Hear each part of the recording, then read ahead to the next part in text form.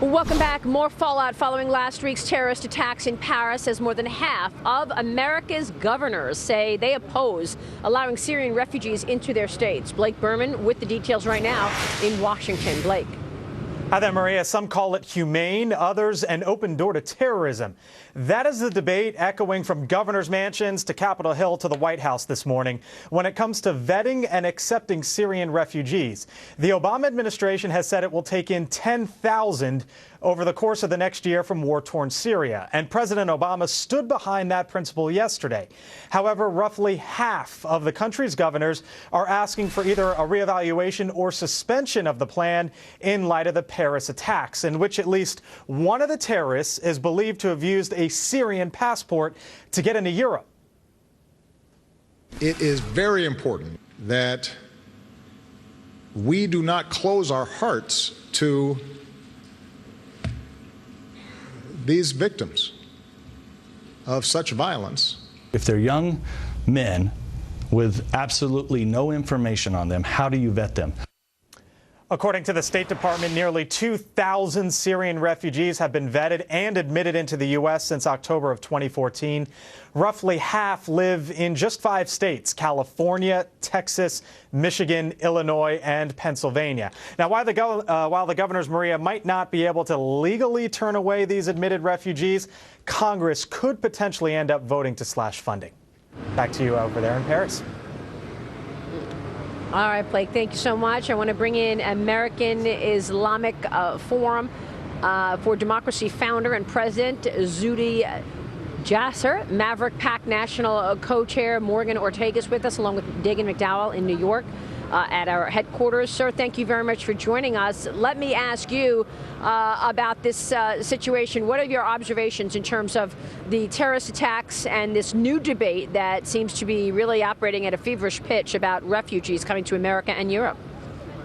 Well, listen, my family's from Syria. I'm the byproduct of immigrants who are patriotic, who loved the freedom that this country gave us. But unfortunately, this president and his lack of leadership has put us in a situation where the America I know is having to protect itself from immigrants. And, listen, the bottom line is that we fought many wars in which we took in refugees that had within them threats, whether it be the Vietnam War, World War II, etc. But we had filters. In the Cold War, our immigration papers asked, are you a member of the Communist Party? Today, this president will not even acknowledge that within the faith that I love is a political movement called Islamism. And if we can't filter Islamism, jihadists within those coming in, these governors had to do that. And as much as it hurts me to see us initially, and I hope this is a short-term thing and that long-term we'll be able to open it up to doing our role humanitarianly once we understand that we're vetting for Islamist ideology. Well, how do you vet those people? I mean, given the current state of affairs, it has been said that it is virtually impossible to properly vet those people coming into the country, whether it's America or Europe. Do you agree with that? No, I don't. I think the problem is it is impossible if you have the Muslim advisors to this administration or others that are part of the Brotherhood legacy groups that are Islamist apologists. But if you have those, in Syria, for example, there are areas run by the Free Syria Army. They know if Muslims are coming from Raqqa and they're part of the ISIS movement, they can tell who they are, and those are other Muslims. So we know the political ideology, but in the Cold War, we had hundreds studying what the Soviet war theory was. Right now, we have nobody studying that, or if they do, they're under the radar because of political correctness and other things. And we have to now, I hope and I pray these attacks were a tipping point to where the populations in the West can begin to say, we want to begin to filter against this political ideology. We can do it. It's obvious who's part of Islamic political parties, Brotherhood, Jamaat Islamiyah, and others. Morgan, jump in here. Thank you. I think that this all comes down to leadership, both in the U.S., both home and abroad.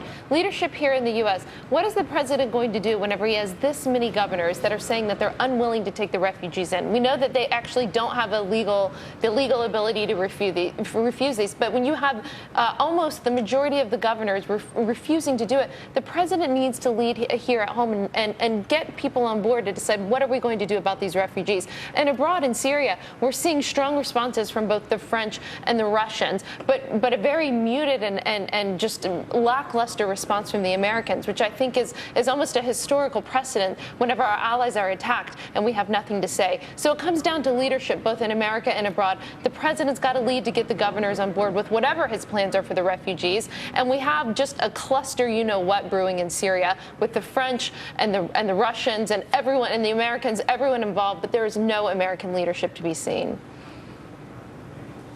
Dr. Zudi, what about that? I mean, how do you think that go ahead.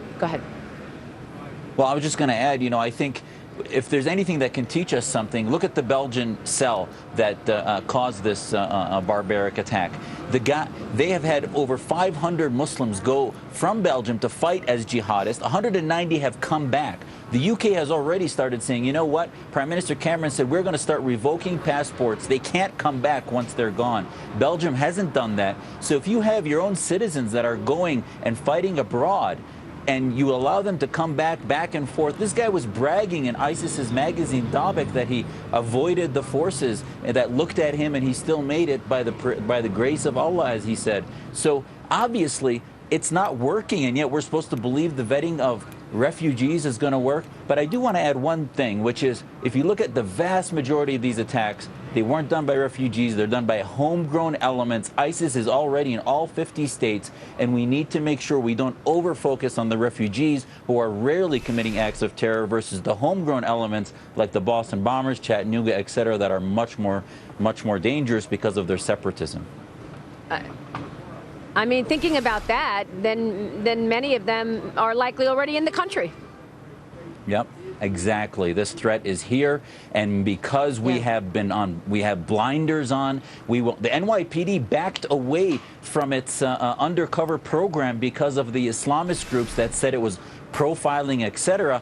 I mean, enough is enough. When are we going to begin to say, you know what? Muslims like myself are being hung out to dry because nobody will help us reform within the House of Islam because they don't want to address it or even call it Islamic. And if you don't, then you can't engage reformers. Right. You can't call political Islam the enemy and liberty the solution. Thanks very much, Dr. Zuhdi Jasser. Appreciate your insights this morning.